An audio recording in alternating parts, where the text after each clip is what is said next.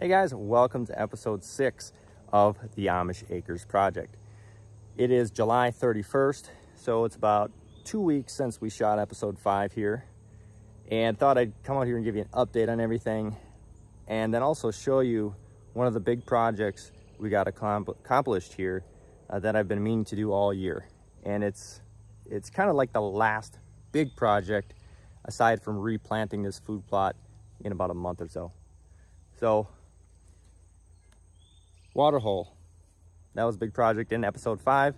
Got water in it. Probably had water in it for about a week so far.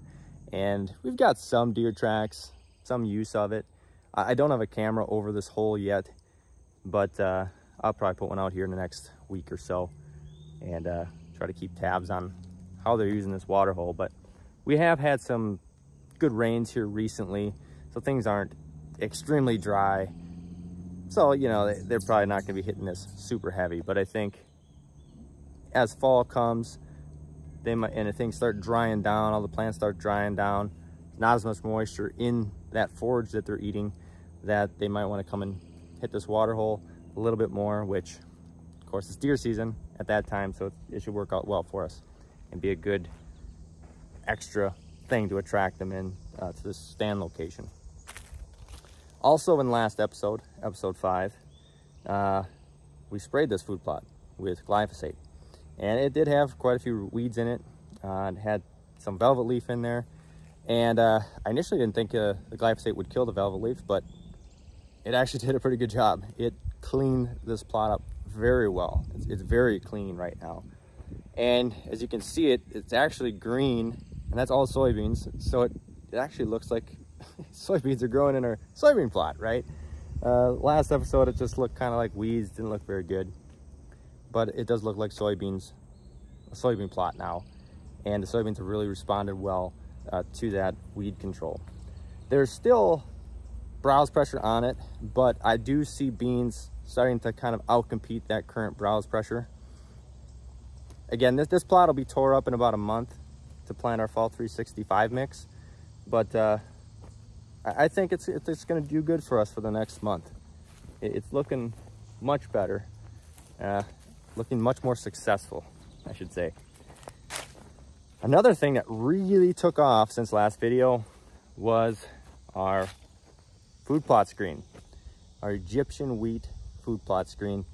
In this end here, this is probably the best spot in the plot, or in the screen, I should say. It's about 5 foot plus feet. Probably 5.5 feet here in this part of the screen, and I would say in the lowest part it's probably 4.5 feet, so it's pretty consistent along the entire stretch of this food plot. And that was just, I would say it probably grew all of 3 feet, I should say, in these 2 weeks since the last episode. So it's really shooting up and looking good. So I think it's going to do a really good job for us here in this plot this year. And I wouldn't be surprised to see this food plot screen get 10 plus feet tall by frost. So we got a good month and a half at least of growing weather yet before the frost will probably put an end to its growing. But I think it's going to do an awesome job for what we're looking to do with this food plot here. Now, walking to the other end of the food plot and show you the project we worked on 2 days ago. Me and the landowner came out here and fixed the line fence.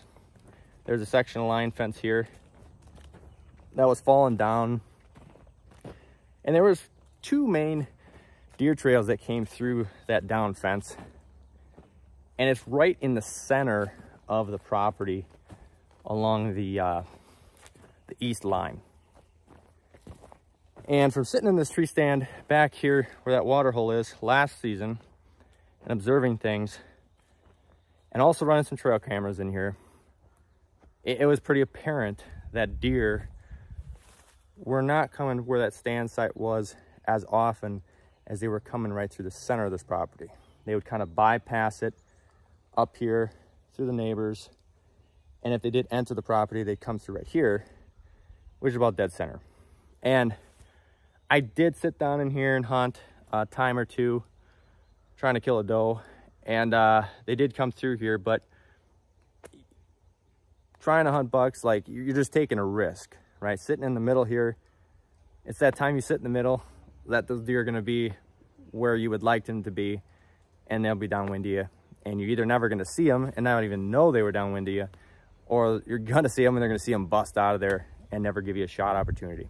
So, you know, putting this plan together throughout this winter and thinking about things, I said, man, it'd be super nice to fix this fence line up in here that's fallen down and block off these trails to force these deer to come around kind of the ends of the property versus coming right through the middle. And so 2 days ago, we went and put up this 5-wire barbed wire fence, ripped out all of the old woven wire fences, and it was bent over. There was a few posts that were broke off, and there's some trees growing up in here. We went, cleared all that out, ripped all the old fence up, rolled it up, pulled the post, and reset the post, added a few more replacements, and then strung some brand new barbed wire 5-wire fence here in its place. And yeah, standing next to it here, we've got probably a 4.5 foot height on this fence, and I think it's going to be enough, because I don't know if you can see it in the camera here, but this is high ground on the neighbors, and then once it gets to this fence line, it kind of drops off. There's a big dip here, and so if deer want to run from our side of the fence and jump over, it's going to be a big jump. They're gonna have to really make a jump to get up and over this fence. And if they come from the neighbors and they want to jump onto our property here, it's gonna be kind of a hard landing when they get to the other side, because it drops off. So it's just kind of hard to judge. So I think with those things in mind, the deer are gonna be very apprehensive to jump this fence, just in normal movements. Now, of course, if they're getting chased and they got to get out of here, I think they'll clear that fence pretty easy. They're not going to think twice about it. So it's not going to completely, you know, block any movement if they're getting chased or something. But in normal movement, I don't think they're going to want to try and jump this fence. And they're certainly not going to want to go through it, because it's nice, tight 5-strand barbed wire in here. And you kind of see here, this is where we were walking and dragging this barbed wire as we were setting every line, and that barbed wire just tears everything up. It's just like you work this thing up with a disc. It just rips it all up. And you can see pretty clearly in here, there's deer tracks running up and down all this fresh dirt, which is not surprising, right? If you do anything with working up dirt on a property, it's almost immediately those deer will come check it out within a day or so. They smell that fresh earth and they got to come check it out. Now, I do think it's already working. We just put this up Saturday. It is now Monday. And the night after we left, on that camera down the other end, that's Cuddy Back Trax cell cam, I had bucks coming right through that night. Bunch of deer, and like I said, bucks were coming through there. I honestly think they saw the fence, they got to the fence, and they're like, we're not going through the fence. So they came, checked it out, of course, and then went down and crossed right where we wanted to cross. So time will tell in the future, but just that little bit of, they weren't there before, they weren't there very often, hardly saw bucks coming past that camera. Or this year up to this point, put the fence in that night, they cross right in front of the camera where I want them to. So I think it's already working. But yeah, that's it. Figured I'd show you the fence. This took about 6 hours for me and the landowner, just two of us, to rip this fence out and put new fence in here. We did not have to set any new corner posts, right? So you see that wood post over there, those two, that was there already from the existing fence. And the other end, The corner post isn't great, but we did find a tree in there that we attached to instead. And that acts as our corner post. That'll do just fine for many, many years to come. So fence is in, deer are blocked off, and now they have to come through where that screen stops, where that first tree stand is, where that water hole is. All that stuff is in the same location. That's area number 1 that they need to come through. And I'm gonna take you past the camera here and show you area number 2 that I want these deer to come through, and where this other end of the fence ends. So now we're on the other end of this fence line. Apologize, we got a neighbor mowing lawn when we're trying to make this video, but we had to cut a few trees out of here to open this up to put the new fence in. And this is just gonna add a little bit to some bedding in here. Now we've got a nice tree laying down, and along this fence on our side of it, I've had deer bed in here before, and we've just added a little bit more bedding. And we thought about dropping a few more trees in here, but I think we're gonna wait till next year, see how the deer use it. And if they start using this bedding quite a bit, then we're gonna pick some of the junk trees and just cut them off and tip them over and make this really nice and thick bedding here on top of this ridge right up along the line fence here. But I thought I'd wait off on that because I want to see how deer react to things before I just go full blown into doing a bunch of stuff that maybe won't be that beneficial or won't work. Now, this is the other end of the fence, essentially where it ends. So it got, like I mentioned before, we tied it up to a tree here instead of trying to dig in an end post, because frankly, it had been a lot more work to do. It would have took us probably another couple hours to mess with that and put a good strong corner post in there, wood corner post. So that's where the fence ends. And this is where, so this is where the fence ends, new fence that way, old fence right here, which is this woven wire with a little bit of barbed wire on it. Kind of a corner for the neighbor's paddock there for his pasture. And then another neighbor's here goes down to the actual corner post. And this area is where I want the deer to come through on the south end of this property. So north end, water hole, food plot, end of the screen, kind of the main location, that's on the north end of the property. This location, south end of the property. So we want that loop, want to enter north and south end of the property.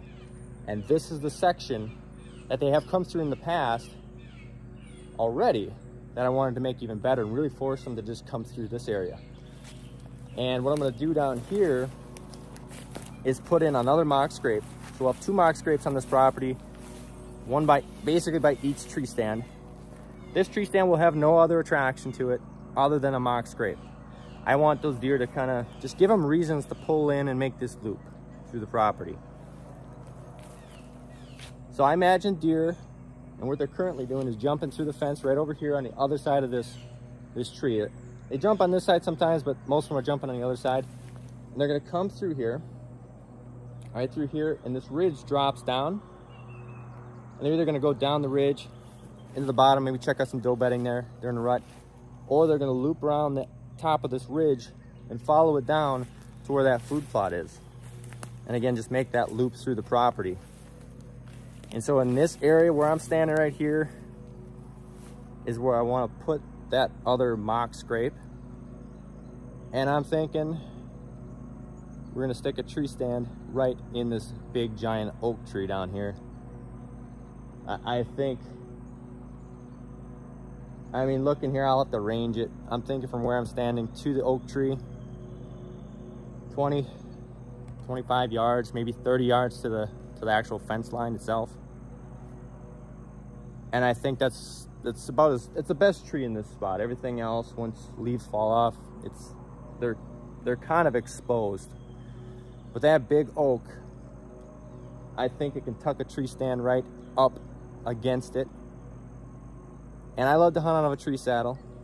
I love to hunt out of a tree saddle, and maybe I'll find a way to hunt out of a saddle there. But I may put a hang on in that one. I might. Just because it would be more concealed to be sitting back to that tree and have that blending right into that tree. And then we can stand up and make our shot right here. So we'd be facing where I'm standing right now, facing where the deer are most of the time, and it should make a good shot. But definitely gonna have to think about how to climb it. We'll probably have to do screw-in pegs or something creative, because this drops down and we're gonna need to get up that tree quite a ways, so that otherwise we're gonna be at eye level where the deer are standing. So that's probably gonna be a good 25 foot, maybe 30 foot up that tree. But because the deer are on a higher level than we are, it's not gonna look that high from the deer's perspective.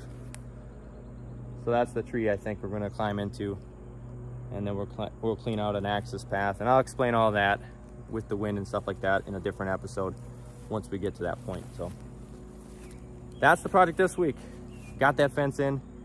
That is a big thing. I think without that fence, this plan doesn't work as well as it's going to. Just be straight up with you. Because if the deer can just go every which way, and it makes it very, very difficult to get them within bow range when they can just go anywhere they want to. So that's it for episode 6.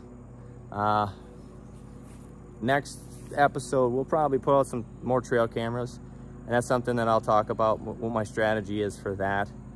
We only have one here now, but there's going to be quite a few more on this tiny property this year, because I think if we could saturate something, you figure things out pretty quickly.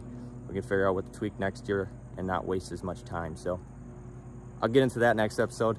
Thanks for watching, guys. Good luck on your projects, and good luck this season.